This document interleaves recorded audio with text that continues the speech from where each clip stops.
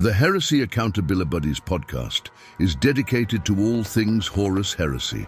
This podcast delves into the grimdark universe where Primarchs clash, legions rise, and loyalties fracture faster than a Land Raider's track. But it's not just about the lore of the Horus Heresy. The Accountabilibuddies also explore the gaming side of things, from painting and modeling tips to product reviews and ideas to help you in your hobby. So, whether you're a seasoned Forge World veteran or a fresh-faced scout, this podcast is your Vox channel to the galaxy. Expect discussions on lore, modeling, gaming, and maybe even the shenanigans that your hosts somehow seem to find their way into. Remember, in the grim darkness of the far future, there are only two things you can count on: heresy and your trusty Accountabilibuddies. Hello, everybody, and welcome to episode 119 of the Heresy Accountabilibuddies Podcast. I am Duncan, one of your hosts. With me tonight are my friends Jack and John. And nobody else, because it's just the three of us. We're running solo tonight. Just the three of us. Yep, just us three. So we're going to be fairly tightly done tonight and fairly concise. But before we get knowing us, we're not going to be concise at all. But before we get into the meat and potatoes of the night, go ahead and give a shout out to our sponsors. Do you love resin bases? Then go to our sponsor, Elric Hobbies, for all of your basing and basing accessory needs. Use code HERESYABB at checkout for a discount. Legendary Monument Hobbies. Monument Hobbies is a one-stop shop for all of your painting needs. Use code HERESYABB at checkout for a 5% discount on your purchase. Pop Goes the Monkey. Find maker of third-party accessory bits of arms, legs, backpacks, and more, where you can get 10% off your first order over $125 with code HERESYABB at checkout. And a shout out to our patrons. You all help make everything happen, and we really appreciate it. And we also appreciate all the listeners out there who are giving us time to talk to you all about our favorite hobby. And we really appreciate everybody that's recommending us to their friends, because that's really how you grow the podcast. So the more people we get watching, the more patrons we get, the more giveaways we have. Indeed. Because we are entering our last step of the last part of this 2-week hobby challenge right now. That is true. We are indeed. We're also in the home stretch for Adepticon. Don't remind me about that part. Okay, I won't. So the last step of the 2-week hobby challenge is obviously, so every 2 weeks you submit your what you're going to do, and then you've got 2 weeks to finish it. After you finish it, you get an entry, and you also get an entry if you're a patron. In first place for this giveaway is going to be a paint mixer, and second place for this is going to be I've got a sander or I've got a brush cleaner. It'll depend on who wins what they want. Sounds good. So, shall we proceed to the news then at this point? News or hobby progress? What do you want? Why don't we go to the hobby progress? I'll go ahead and start because I've actually gotten a lot of stuff done. At this moment, I have 6 Land Raiders completed for Adepticon. I've got 2 left on the table that are not absolutely necessary, but I do need to get worked on so that I can hopefully have them for a larger size game that may or may not occur at Adepticon. I also have 2 characters that I need to get finished. Currently they have the golds down and they have their whites down, and that's it, but I gotta get them beyond that point. So hopefully I'll get that done. That and the Land Raiders done this week. But beyond that, I've also got our posters have come in. There was an issue with our printers, so we're getting more posters. And that's it. So I will throw it over to Jack. Jack, what have you gotten done, sir? I printed more stuff. I handed stuff off to you. And I sanded stuff. John? I too worked on secret squirrel projects that I cannot disclose. I basically had to hotbox myself in my garage because Texas decided the one freaking weekend that I would have people over, it would just kind of lightly spit at me for 48 hours straight. So people that wanted to come over to help paint really couldn't. Had to lock myself in the garage, open the doors a little bit, turn on the fans hardcore, and prime a whole bunch of stuff. I went through 2 cans of the extended size Monument Hobby black primers. So maybe coughing a bit during this. No mask will stop all of that. But while I did that, I also got all of the gray down on the entire table, City of Death table, minus the big center square. The big center square got built. It got the tiles laid down so that it matches my Cobra army. And then I put 2 layers of pumice down. I took an entire pot and a half of the old Vallejo pumice. So when Vallejo was going to change up their design to be in the kind of clear containers, they used to come in like a white bait cup looking thing. And they when they wanted to put those on sale, Squadron Hobbies, which is out of Carrollton, which is kind of local to me, clearance them all to $3 a tub instead of $8 a tub. So I bought 3 cases. That sounds And about that like was in you. 2010. Also sound like you. Yeah, that John, that really does sound like All you. this sounds on brand. Like Not Well- to be rude or anything, it just sounds like you, brother. Well, I opened the last tub to do the second layer. So that's finally going. I got the fountain to work, and for the other giant piece of terrain, and then I started cutting stairs for that. I noticed that even though I was using, well, they call it foam safe super glue, it doesn't dry nearly as fast as normal freaking super glue. And so I tried using the old toothpick method for foam, and it was still pushing them apart. So I used the American method, and I went to my closet and I pulled out 12 boxes of 308, and I set it on top of that thing, and it didn't move after that. again, on brand. I mean, that's again, yeah, Yeah. that's absolutely on Yeah, brand for you. I think I was the first person that got famous for making an army case with 9 mil to help hold down the pieces as it dried. But yeah, so I got those things put together, and then I pulled the parts out of that. So I've got to build one more set of stairs out of pink foam. I'm using 1/2 inch, so it looks like Space Marines can kind of climb up it. And so every 2 steps, there's going to be a walkway for a Marine. That way, you're not having to sacrifice your whole movement to get up this thing. You can actually put people on it. And then the giant Cobra building, Serpentor building, is coming along. Like I said, I took the entire layer or entire case of that pumice or entire can of that pumice to put down. I also got the roads built and glued down, and so I've got those 3 finished.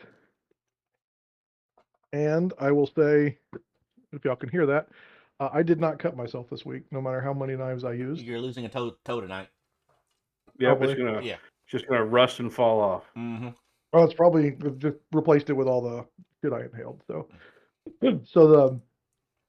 after all that gray is down, I've got to silver prime tomorrow. Hopefully we'll get some decent weather and I can start putting the silver over the black that I did on those secret score projects.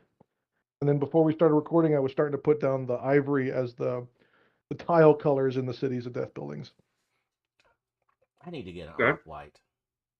Desperately need to get an off-white. I really like dark ivory from Procryl. Mhm. It says it's dark ivory, but it's pretty bright. Like, even though it's dark ivory, like their bone would probably be better if you want something that's closer to like Ushabti bone or the old bones that they used to be. I need to But paint socks and pages. Bright ivory from Proacryl is one thing I've got that I've used on this entire army, and it's worked out really well for me. I would probably do the dark ivory and then the bright ivory. Yep, John's comment makes sense. It Oh. seems wise. Oh, I do have a couple things actually, hobby wise, or one thing hobby wise. Stopped by my local neighborhood friendly game store is Rusty Scabbard. But driving from someplace, I stopped by Three Brothers Game Shop up in Hebron, Kentucky, which is right outside of Cincinnati. Hebron. Up in Hebron. Hebron, Kentucky. Hebron. Yeah, them. Yeah. We say Hebron down here. Yeah. They have started carrying Wave 2 of 2 thin coats from Duncan Rhodes. Not this Duncan. That's a different guy. Yeah. But I was able to get 3 bottles of the Blue Glaze from Duncan Rhodes Wave 2 for my Ultramarines, and that made me a very, very happy boy. Since that's basically a copy of Gilman Glaze. I haven't tried any of. I'll be honest. I've tried absolutely zero of their paint.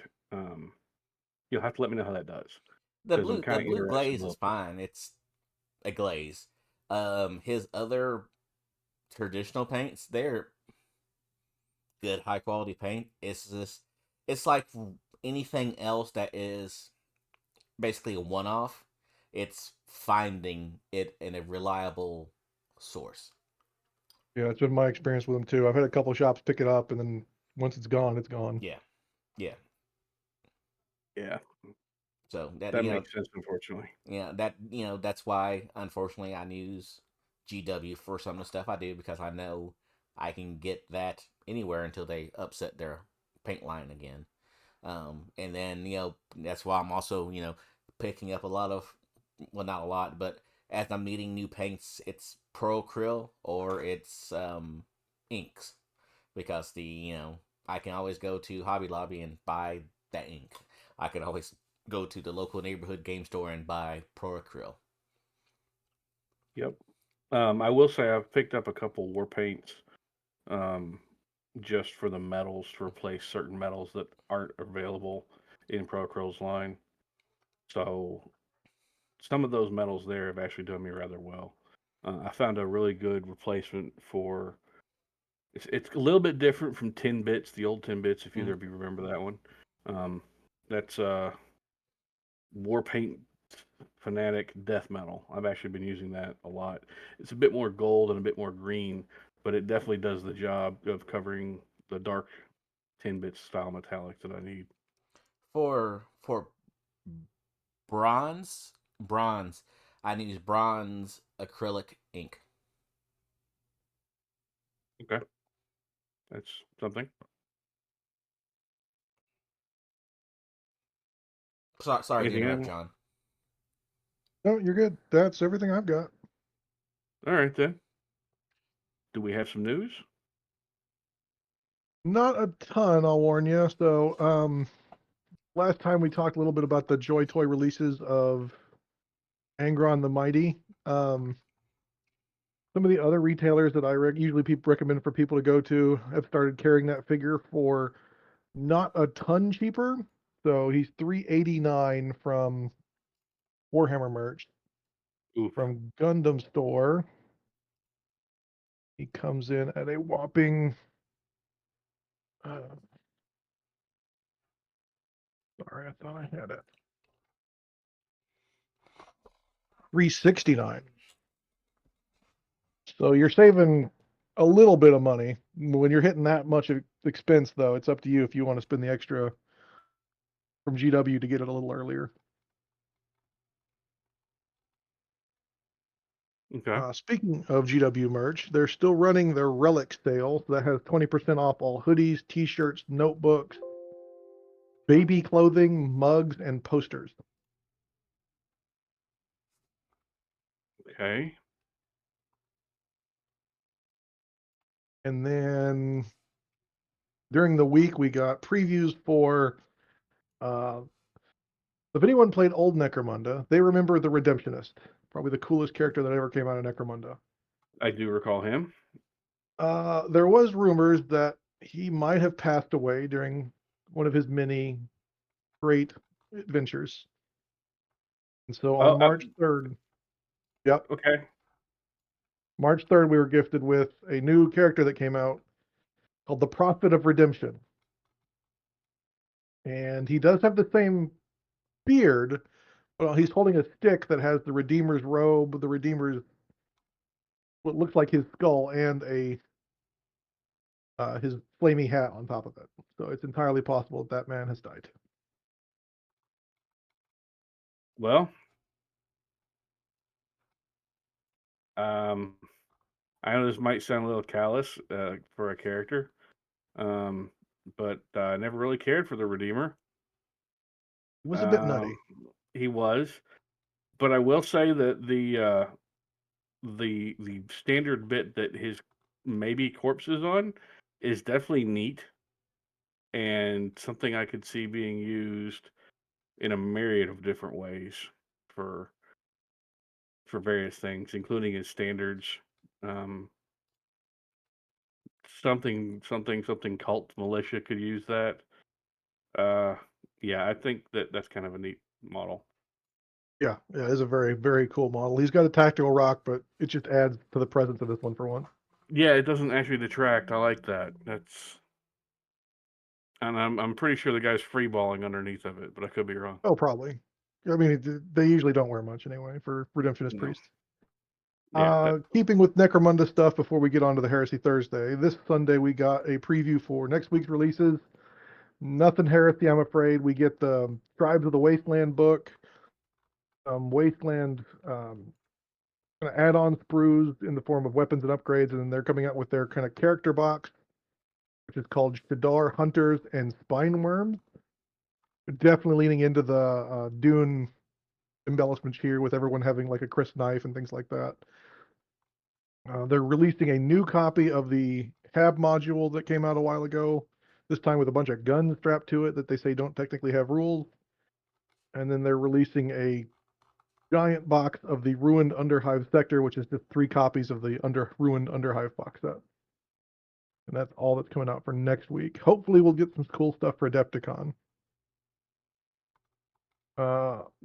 Heresy Thursday got us Aster Crone, the blinged out of blingiest Blood Angel. yeah. He's definitely got some bling to him. A lot of filigree, if you will. More than Raldoron, which actually surprises me.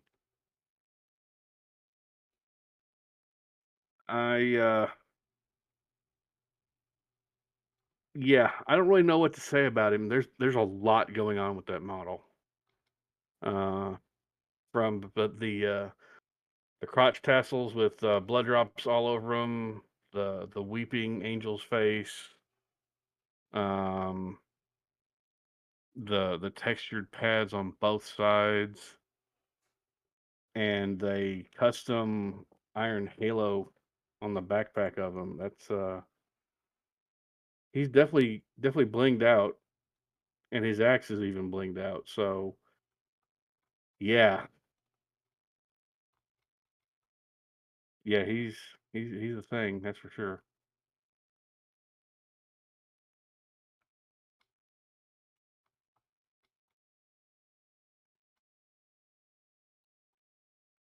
He's something. That's all I have. Yeah. It's Yep. They seem to be going more and more busy with miniatures. They do. They absolutely do seem to be getting busier. And yep, there you go, John. They definitely do seem to be getting a little bit more. Yeah, more the fact the axe is like the entire Blood Angel logo is a little off. Yeah, It's almost like that Ultramarines Praetor that came out where it's like you could take this guy and make 3 other characters out of him because he's just so blinged out. I'm not sure how well that would work with this guy. Because I could see you using the body somewhere else. If you took off the shoulder pads and the arms and the backpack, I could see that. You could use the backpack somewhere else. You could probably use one of the shoulder pads here, one of the shoulder pads there. But all total, man, he's just got a lot going on. Yeah. And to be absolutely honest, nothing about what he has going on screams "buy me" to me, despite having a Blood Angels army. I would I kind of also like that face for other characters, but that's about the only thing I could steal from him. It would just be so much work to de-Blood Angel him, even though I like those type of like over-armored chest pieces. Yeah, I get what you're saying there. he's got a lot of swanky to him, and I'm just not really sold on him. He doesn't feel very dynamic. He doesn't feel very. He doesn't really scream something I want to get. And one thing I want to point out about the shoulder pads in the actual picture is his shoulder pads seem to be oversized for the torso. That's what I was Like, about to say. Is if he's off, noticeably so. either he's off scale or something's going on there.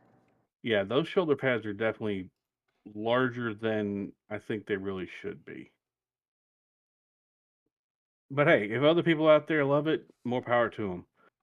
Yep. I just don't think that's quite my thing.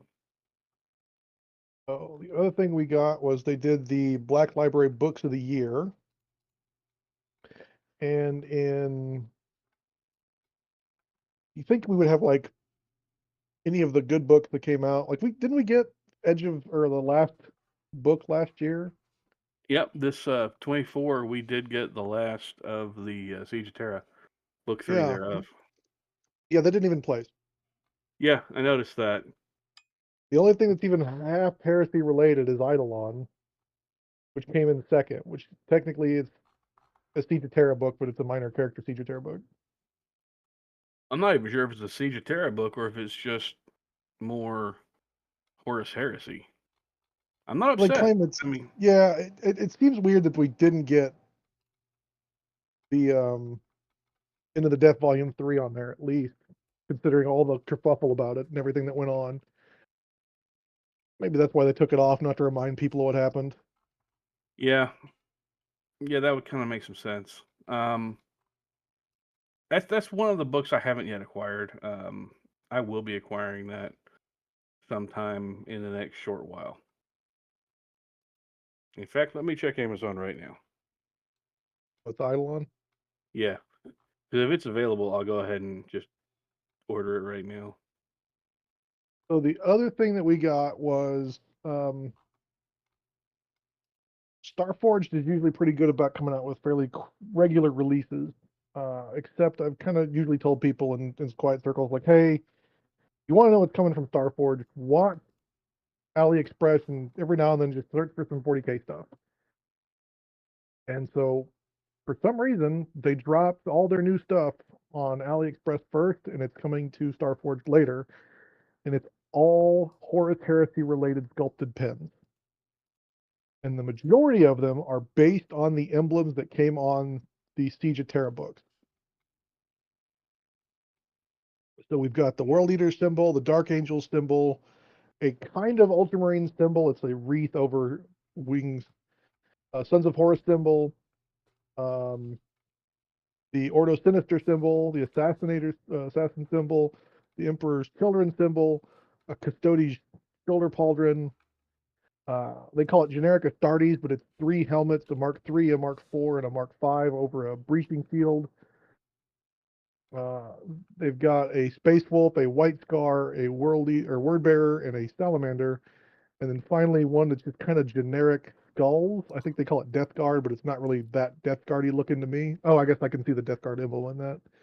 In the sea of skulls there. No telling what these are going to cost yet or when they're coming out.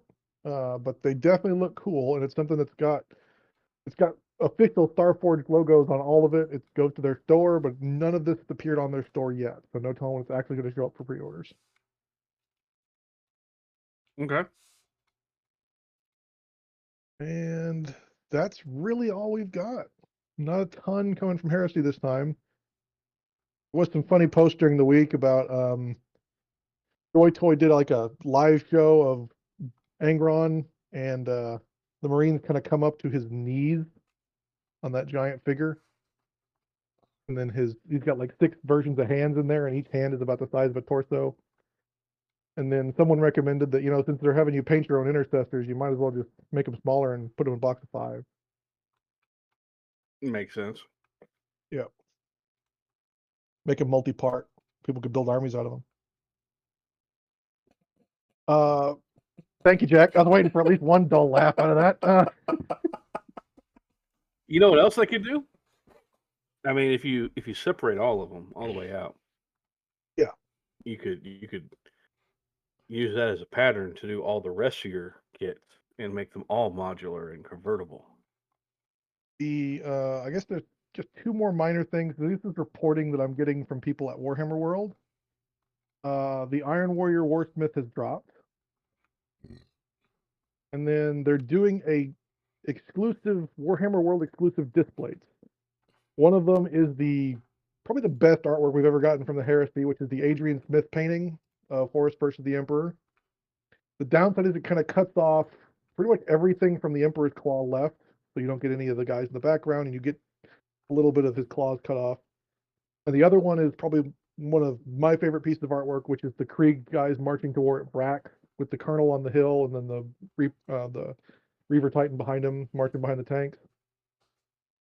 Those are both Warhammer World exclusive. I don't know if they're going to be shipping them out to the Citadel and things like that. If they do, I wouldn't mind picking them up for people that ask nicely.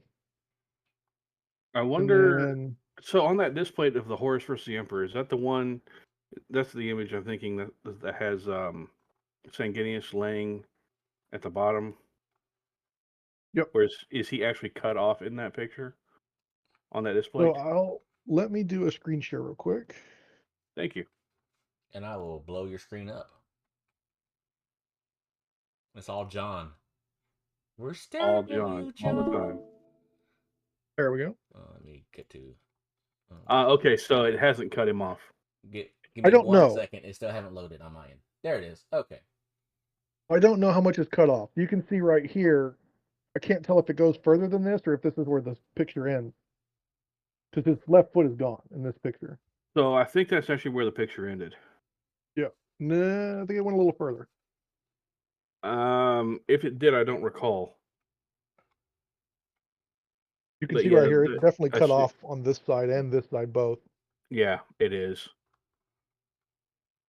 That's a mighty interesting display. That's kind of neat.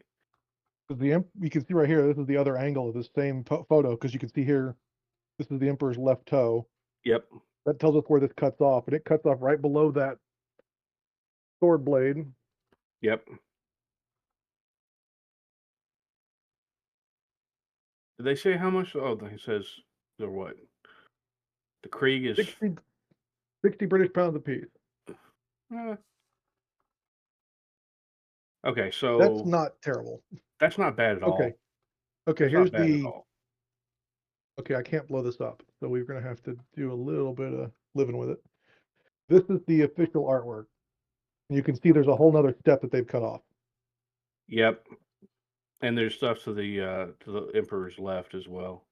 Yeah, all these guys are gone, and part of this claw is gone. Yep. But Sanguinius' left foot is still gone. Yep. Well, that whole bottom step is gone. Yep. Man, that's still cool. I lucked out and found this poster cleaning up. It's probably all folded up like crazy because it was a giveaway to people that bought the card game. Yeah.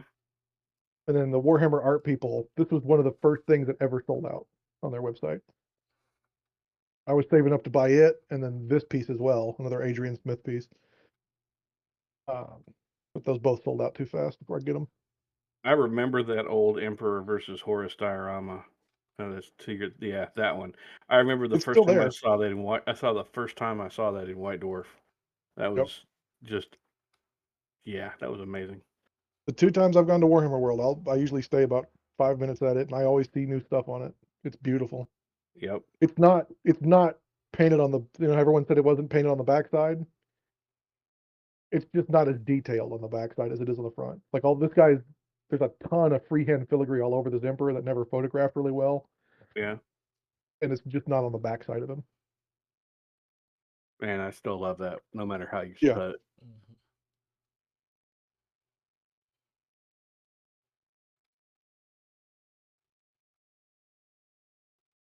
Well, was there anything else that's been announced? That's really it for all the news stuff that's going on right now.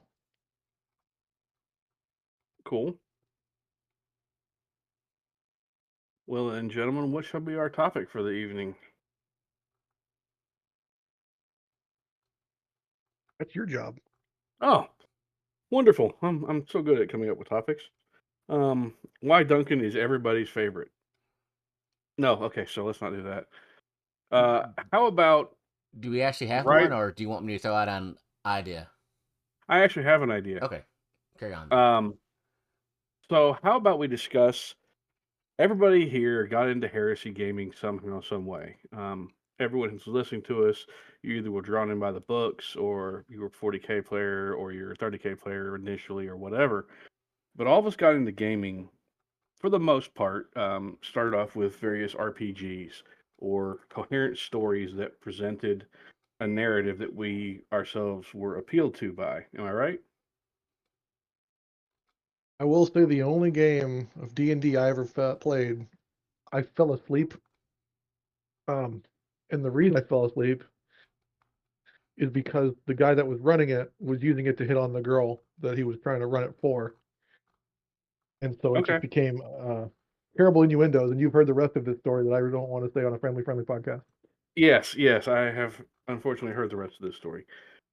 For myself, I got into this stuff when I first encountered it in England when we were on vacation. But I was already reading like Dungeons and Dragons novels because Mom would get those for me because she had got me into The Hobbit and Lord of the Rings, stuff like that.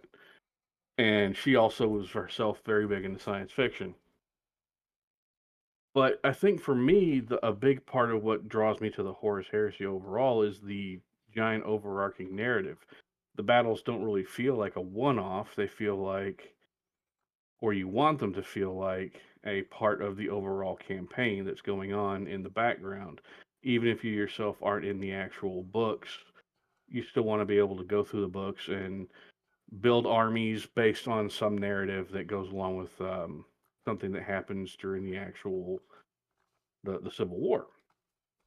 And GW has put out the Black Books who pull you into the story through campaigns, the old Black Books, and they've released the two current compendiums, well, not compendiums, but the Siege of Cathonia and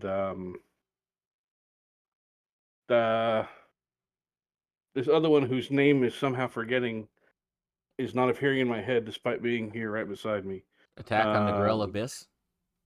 no, the Oh. battle for Beta Garmin. Oh. Yeah, and both of those two official campaign books have been released and have narrative campaigns in them that are So did the designed old for. Black Books. Yeah, The old Black Books were really good about that too, is where they had some of them even had like an overarching like tree range where you could go from 1 to 2, and then if they won that one, you'd go this way and things like that. yep, an overarching storyline, which is something I think really appeals to a lot of the gamers who are into this or the narrative, especially since I'm one of them myself. It is one of the things that really draws me in as opposed to other types of game systems where it's just you're having a non-sequential, non-narrative battle. And building a narrative, even if just for yourself and your buddy, who you may have 2 or 3 people who come over and play every now and then, or you meet up with and play on occasion, having some kind of connected story to everything or a campaign, even if it's just something you yourselves have created, and fit into the actual heresy framework, is something I think works really well. And that's one thing that I personally really enjoy about a lot of the larger events. Bama Heresy down there, who did the burning of Kairos Prime this weekend, has an overarching narrative. The Adepticon events that we are sponsoring have an overarching narrative. The Ferrix guys, they have an overarching narrative. The Nova guys, the LVO guys, all of them have something that ties into an overall collaborative effort between all the players and the event organizers that actually tells a cohesive story based on how the forces did here, how the forces did there. And almost all of them have something that comes to the story starts here, goes through these phases, and then comes to an end point based on a certain amount of time. Like for us, the entire Adepticon weekend or event weekend this year. So I think one thing that I think I would like to discuss is building that narrative, building that campaign, using that campaign to forge a story between yourself and your friends or your gaming group or your event so that it gets more player agency, more player buy-in, and more players actively involved in caring about the story that people have created for the actual event. You see where I'm going with this? Yeah. So, one thing that I have done in the past and currently in working on stuff that is the narrative for the Grail Abyss is I went back into the old black books and I used them and I used Lexicanum and a couple other online resources to pull up every single tidbit of stuff that I could find online to determine where this was, at what time frame it fell during the heresy, what neighboring planets, what forces were there, what major characters from the heresy were there, and find out what the start of it was, what the root cause of everything going on there was, who the major combatants were, who the major war leaders were, and develop an actual ongoing story because they'll give you the broad strokes in the books, but coming up with the actual story of how it got from A to B to C to D is where you yourself or the players themselves kind of fit in. So, having already had a narrative laid out for us is cool, but filling in how it got there is what I've been focusing on. And I've been focusing on that with crafting special missions that are not just generic book missions. That's something that I think a lot of people do. They try to craft their own missions, but they don't really string them together a lot of times. Does that make sense? Mhm. Yeah.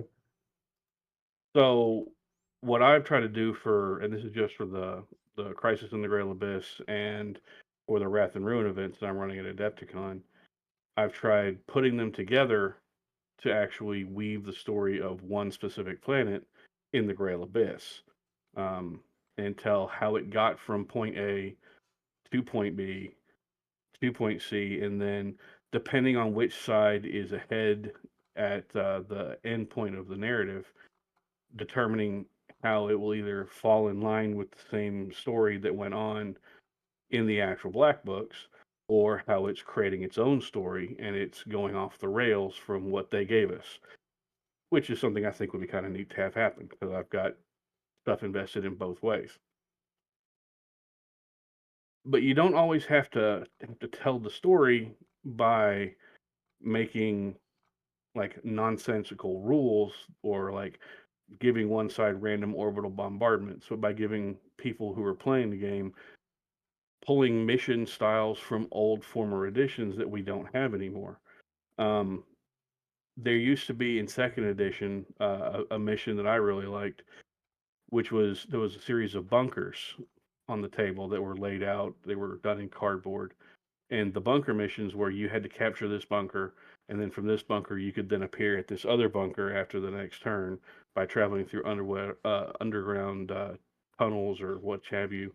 And those were the objectives was to capture and control the bunkers, but you didn't know where your guys who were underneath the table were actually going to be getting fight at, or where they were going to be going into this bunker over here, or this bunker over here, or if they were going to face an ambush, or if they were going to face the tunnel being collapsed by bombardment from above from artillery from your opponent actually trying to destroy the bunkers while you were trying to secure them, things like that.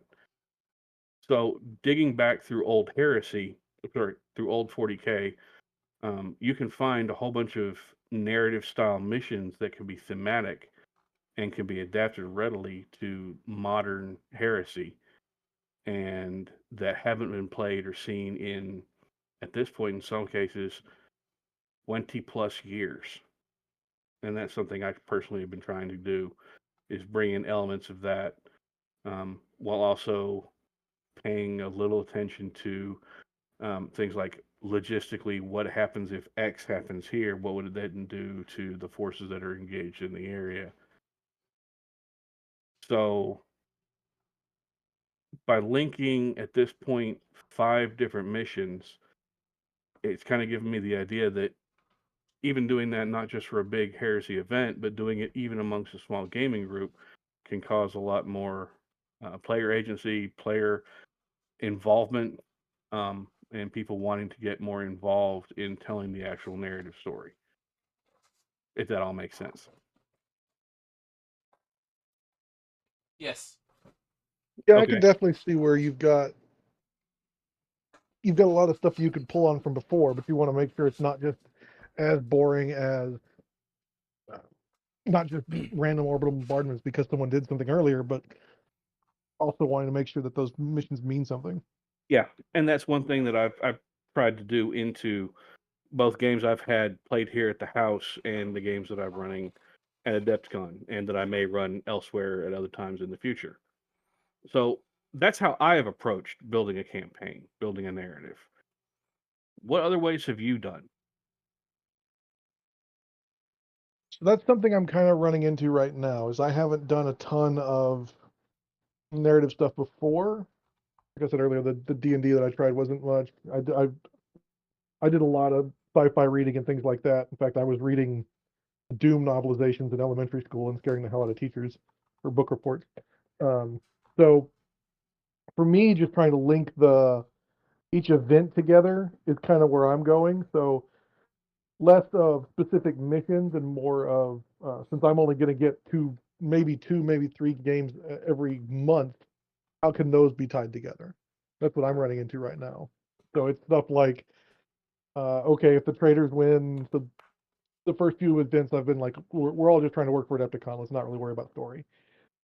So now that Adepticon is going to be coming to pass, my April event is going to be kind of lining up what the story is going to be going forward. So there's going to be a planet with some funky stuff, and we're going to go trying to figure out what's going on there.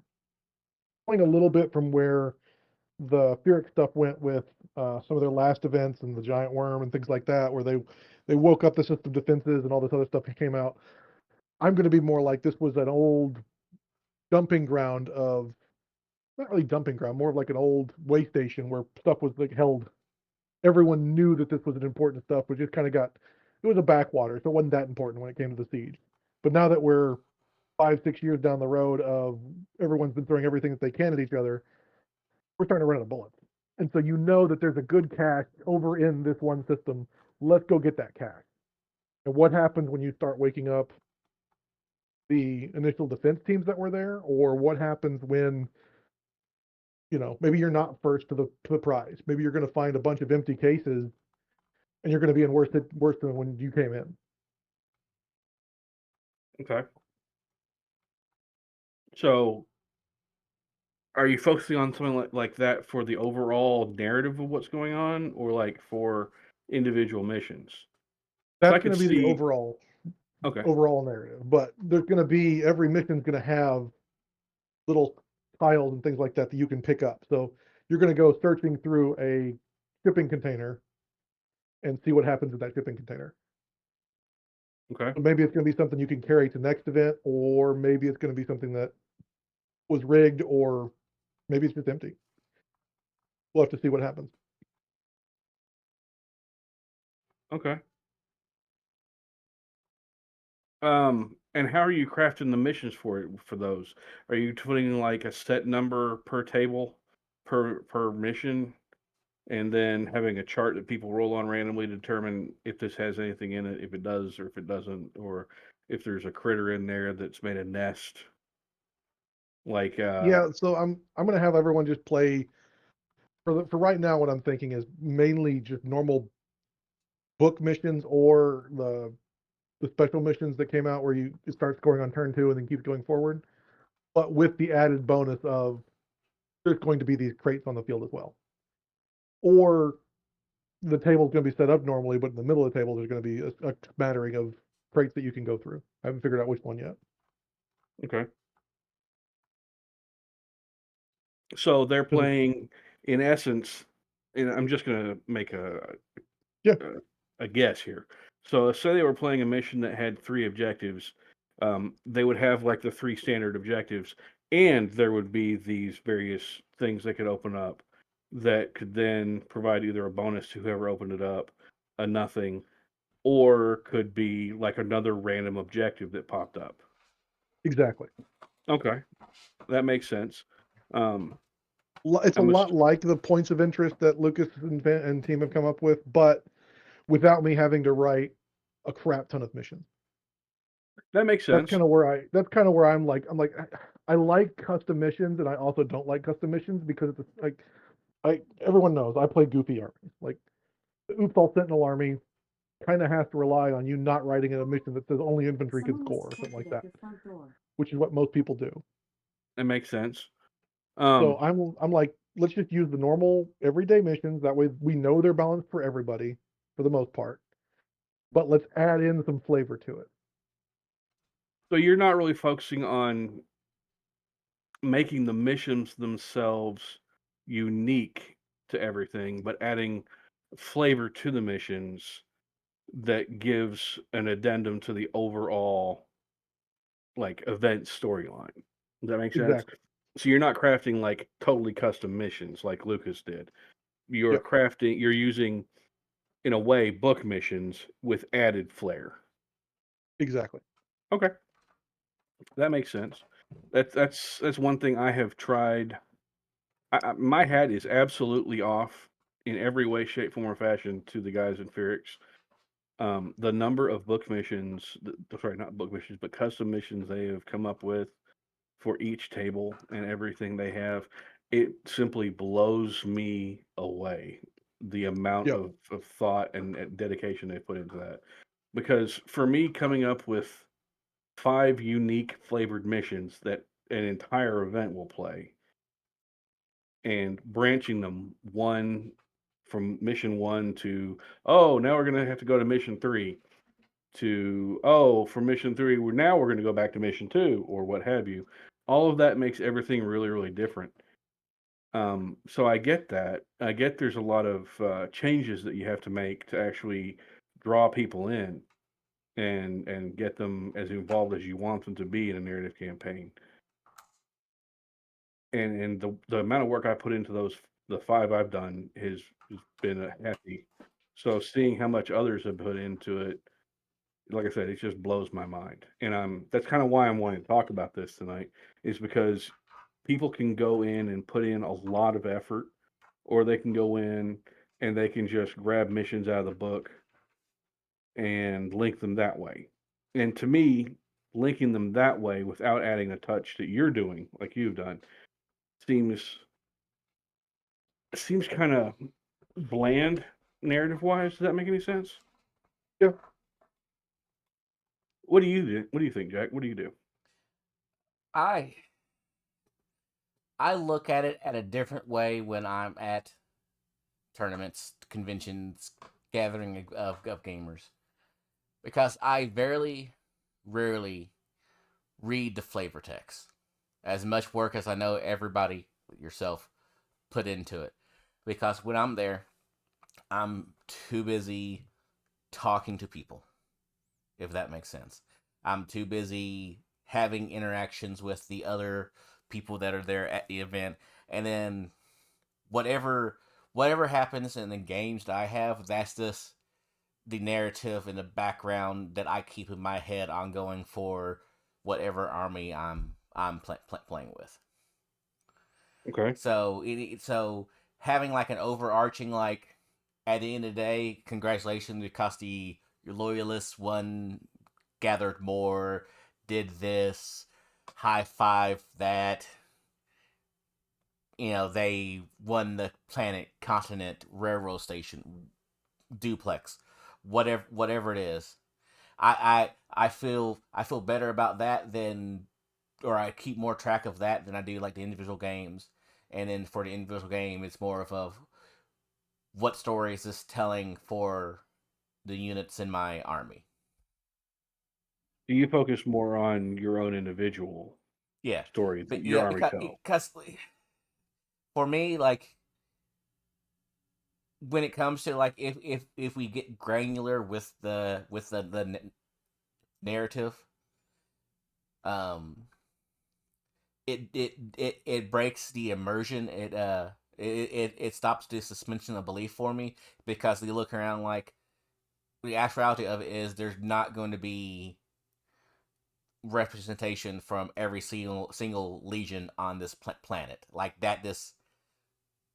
as much as suspension of belief you have to do with 40K, that's just a bridge too far. Okay. For me, I'm not going to see Thousand Suns and Raven Guard and Salamanders all on the same table at the same time, fighting on the same planet as everybody else.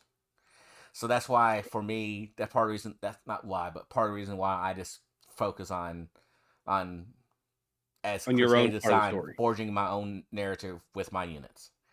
Like, Okay. like the Death Guard, they were always by themselves, outnumbered, fighting uphill battles, because that's just the way that the list was designed. It was low model count, high points value in each unit to get the job done. So Okay. so when it comes to building events in my head, that's why I'm more of a hands off of, you all do your thing, you all tell the story that you want to do. At the end of the day, traitors or loyalists, I just need to know which one came out on top. Okay. You can be in the same planet, you can be in the same system, you can be in the same duplex, or you could be half a galaxy away. Every battlefield is its own book. There's a good way of thinking about it. Okay. I definitely see where you're coming from there. Focusing more on your own part of the story than the actual overall story. Yeah. Because, my favorite, what brought me into Heresy, what brought me into Games Workshop was the closing of Faza. And one thing I really liked about Faza was that their books focused more on what was going on with individual characters but also focusing at the overall narrative. It doesn't make sense the way I'm saying it, but that's just the way I've always thought about these type of things. It focused more on the individual characters rather than the actual and their actions in the war, rather than it focused on the whole war itself. Yeah. Okay. But still telling, moving the narrative along at the same time. And so that's just what I think about. Yeah. So that's just the way I look at it. That's the way when I design stuff. It's here's some stuff if you need help and you don't want to, burn the energy on coming up with your own outline to a game. If you use it, great. If you don't use it, I'm not upset about it. You all have fun. That's the core of what I care about in anything. It's people having fun. Okay. I just PP'd on your whole entire Nope. 20 nope. minute. It's another way of looking at it, another way of doing it, and I respect the hell out of it, because no one has the exact right answer for everybody. I like focusing on the overall telling a story throughout the entire thing. John is focusing on telling the story through things that go on during the whole actual games, and you're focusing on your own individual part in your games that therefore contribute to the overall narrative. And so that right there is from what I can tell, 3 different ways to approach individuals or individual approaches to overall events. And they all 3 make sense. And hopefully everyone out there can use that idea or those ideas to try to help build narrative focus for their own groups that they're gaming with, or their own events that they're holding, or what have you. Because at the end of the day, you want people involved. You want people to sit there and be focused into what you've sit there and come up with, but you also want them to be focused on what they themselves have come up with, because each of us have our own armies, we have our own narratives, and if you're not involving people in that way in their own head, you're kind of losing the focus. So, no, I Yeah, and I get think you need events that go all ways, right? I've said before, and Blake has definitely echoed it, that if you make an event for everybody, you're making an event for nobody. Jack's not, like Jack said, he's not going to read the event, a lot of the event primer, and a lot of the fluff that's going to happen. And if you come into the event going, you have to read this, Jack doesn't care, and it's not bad against Jack. It's just saying that he wants something different out of an event. yeah, And exactly. If you start penalizing Jack for that, because you want people that only want to play Duncan's way, then you're going to start losing Jack. Yep. And if there's one thing I do not want to lose, it's Jack. It's Jack's focus in a game. Yep. So I think that was a pretty good and kind of concise way of discussing how we approach narrative campaigns. I do have a question, more for not the, because we talked about event design. Where do we see events going in the future? And by that I mean, with the new focus and all the uh, add-on books for, seem to be round 4. Games go to round 4.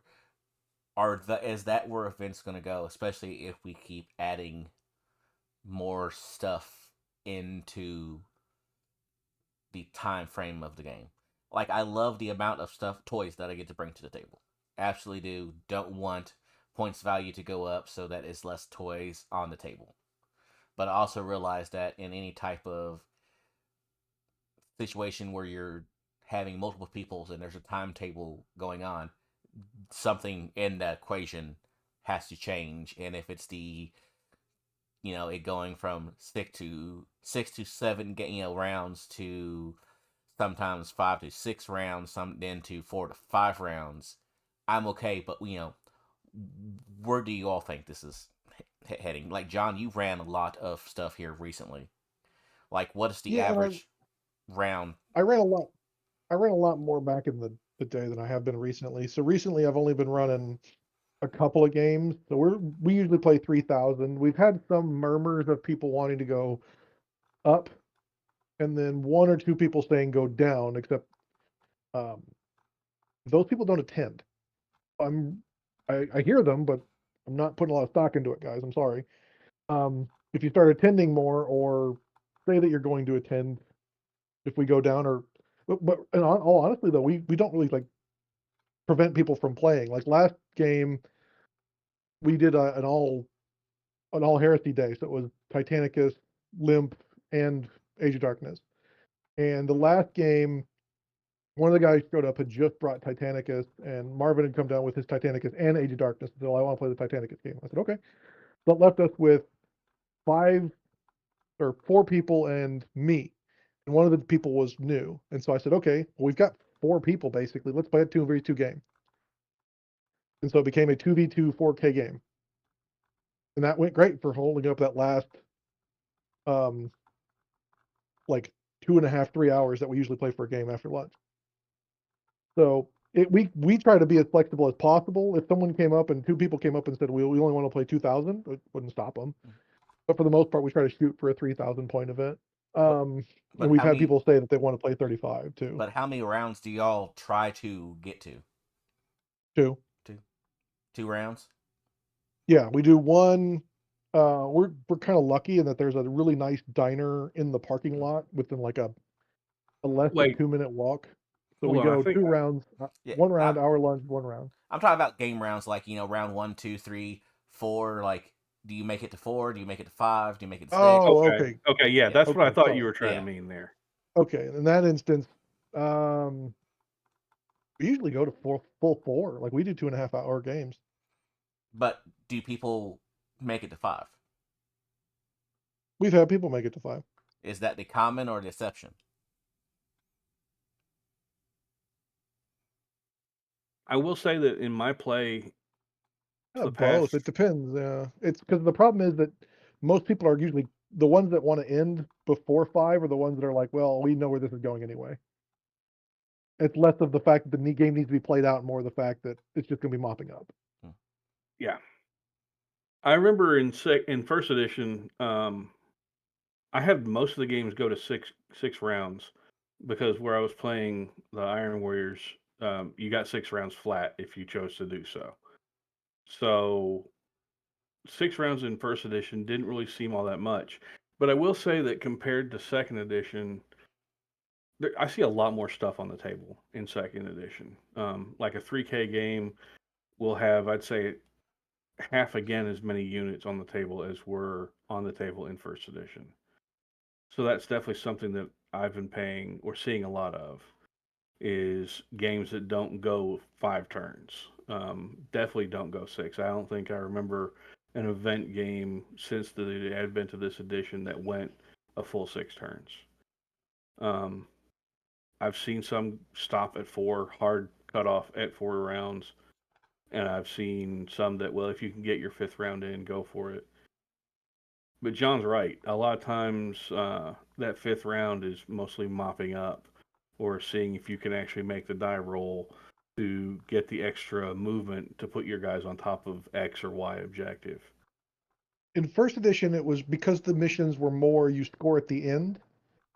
Yep. Even if it was mopping up, you still had a chance to take defeat from the jaws of victory. Yeah. Like it felt more like you could have sucked the entire game, but as long as you're on that objective, you can still take it. Because the missions in 2.0 are more back and forth, it seems once you hit a tipping point, the whole game just goes. It really does seem that way. And I'm not saying I don't like that because I really do like the progressive scoring. That's one thing I do like. It definitely makes the games feel more dynamic.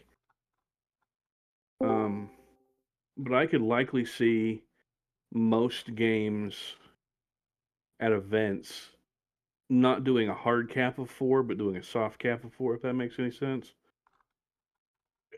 Yeah, the problem I have is, and I've said it before, is that if you're a reserve army, capping at 4 sucks. Agreed. Absolutely agreed. That is one thing that sucks for reserve-based armies. Is Yeah, if you're only getting that, if you're not getting that last turn, you're basically cheating yourself and playing a 3-round game at best.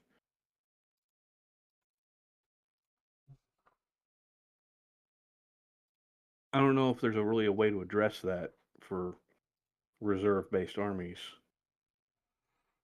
Not really, because it's just the way the game is played. Yeah, Maybe lets you start rolling on 1, but then that's unfair to the people that. yeah, it gives reserve-based armies a bit more potency because, especially where you can drop it, like say for example, Deep Strike Assault, you can drop in and charge that same turn. Um, that's turn 1 charges. That's huge for close combat armies, and everyone's still all bunched up together from deployment and can be a problem for the opponent. I don't know if I really see a good way for this to work. I think doing a hard cap of 5 and then a soft cap of 4 saying play at least 4 turns. If you still have time remaining and you want to finish out that 5th turn, go ahead. That might be something. But I don't know. That's a good question. Yep. I just asked from a place Brian's of curiosity because this knowing where something is heading, even if it's not written yet, is good knowledge to have when you're coming up with events. If the average game is turn 4, like barring special armies or anything like that, then you should be building for 4 rounds, like as an event organizer. You shouldn't be yeah, trying to jam 12 pounds of sausage into a 2-pound sock. that makes sense. Mm. Our friend Brian our friend and co-host Brian just showed up. Brian, you run the Hola. Michigan GT for Heresy, correct? Yeah. In your events, how many rounds are people getting in a game?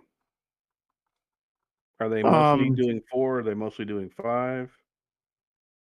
I've been writing my missions for 4, trending with the newer design style that Games Workshop has given us in the latest iteration of main missions, and I think even a lot of the Apex missions, I believe, are 4 rounds. Don't quote me on that. I don't always look close at those. But to be completely truthful, and this is something I harp on players about, um, a lot of them are only playing till turn 3 because they are not dialed in enough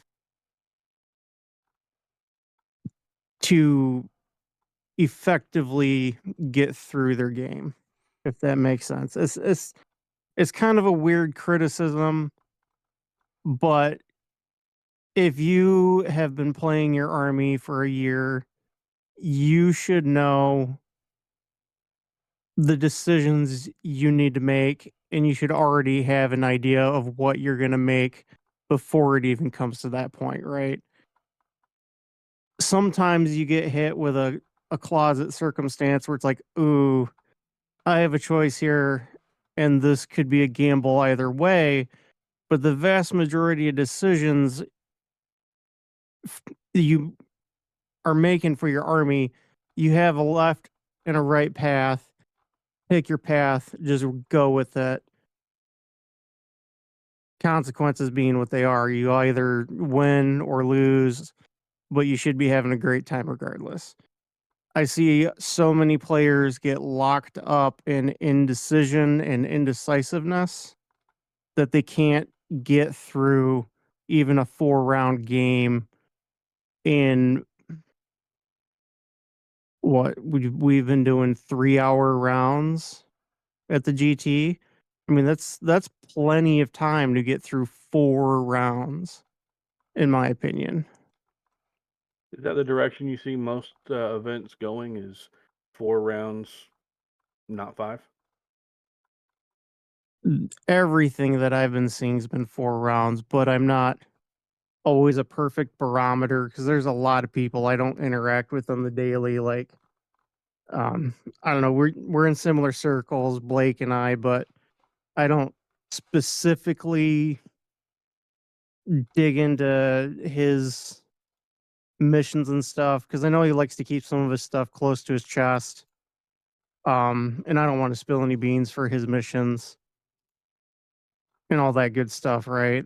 Um, but it seems like the vast majority of people are going towards that 4 round, and the consequences being what they are. I know you guys were just talking about reserve armies, and you know, 2.0 screwed reserve armies to begin with, based on how they structured the game.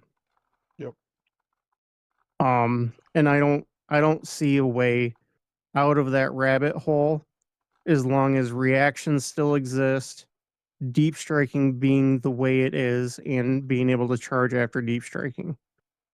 I might be a surly old neckbeard gamer, but I much preferred 1.5, and I agreed with Ryan Kimmel back in the day that, listen, if you want to make this game go from good to great, you need to do X, Y, Z to curb some of the imbalance and weirdness and make certain things more on an equal footing with others.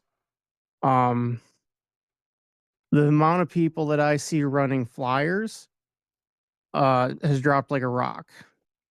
Yep. I can think of one guy here in Michigan that consistently will run a flyer, and he does it just to be that guy.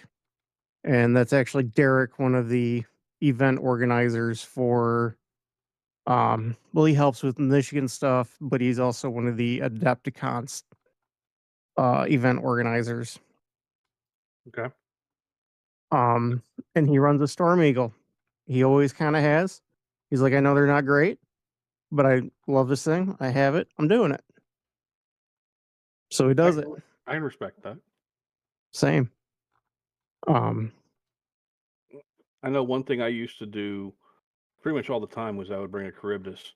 I always brought a Charybdis. It was chock full of G generic Death Star or pile of 20 assault or attack marines who all had chainswords and whatever. Charybdis full Yeah. of big, scary. Yep. Used to have a Charybdis every single game. Nowadays, I've got 3, maybe 4 Charybdis, and I can't remember a single time when I touched a single one of them in the past since second edition dropped, other than one game. So All drop pods are in a weird spot still, in my opinion. I agree. And I think there's a couple instances. I don't remember if it's the Charybdis or the Anvilus, the smaller one, that there's like a thing going on with it where it's just plain like doesn't function. It's not an assault vehicle anymore. Yeah. So it's still a drop pod that can move and maneuver after deployment, unlike other regular pods. But you're paying 60 plus points for what used to be an assault vehicle and now is somewhere in a weird position between a regular pod and a Charybdis. So, Which I think it was more expensive in 1.5. I think it was 115, but yep. Yeah, it's definitely different. and I know a lot of people had their complaints about drop pod armies and that kind of stuff in 1.5 and 1.0, but I talked about it extensively with a guy that used to play quite a bit up here, and it's people always got salty about that style of army, but they didn't really understand what was going on with that style of army at that time. That army lived and died by a little bit of luck and some very, very important decisions that you would make. There were certain things that you absolutely could not do with that army that would get you smashed apart. And of course, it also helped when they changed the Dreadnought drop pods that you couldn't hide in them anymore. Yep. That was beyond silly. Yeah, that was always something that was kind of weird. Hide in them and get shroud. Yep. Light it up with a searchlight and then, oh, look, shroud's gone. I remember doing that to Ryan Kimmel, the first Heresy event I ever went to. That was definitely something different. Yeah. Okay. Well, thank you all, because you all gave me food for thought. Not only events, but list writing. The mini game that we play more than anything else. You're crafting a list? Yeah. Mm-hmm. But to be honest with you, I think currently the way 2.0 stands, I don't think it's unfair for a reserve army to be able to start rolling for their reserves on turn 1. I don't know if the values for when things can come on should remain the same, because I think it's currently starts at a 3-up, goes to a 2-up, and then auto comes in. Yeah. I don't know if those numbers make sense if you bump it up to start rolling on turn 1, but there's definitely just plain unhealthy weirdness with that portion of the game, and nobody's really willing to touch it unless they're absolute madmen or madwomen. Persons.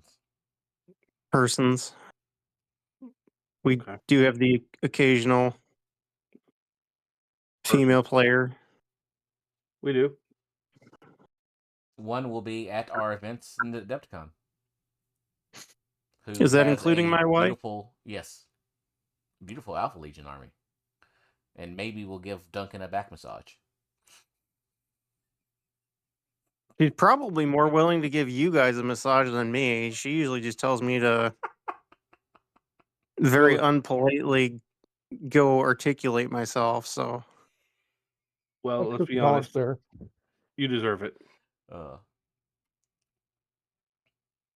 thank you for your input on that, Brian. Yep. No, thank you, sir. I try. We got anything else to discuss this evening, gentlemen? No. Nope. I have to edit this very, very quickly because time change has kicked my butt. What was that topic even about, by the way, that I jumped into? I asked, where do we think games are going for when it comes to turn length? Because, like I said at the top of it, looking at the rule set that we currently have, this Heresy 40K whatever, it went from 6 to 7 to 5 to 6. Now it seemed to be 4, maybe 5 to just 4.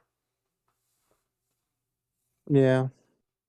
And I just wanted to know if I was the only person that was thinking that.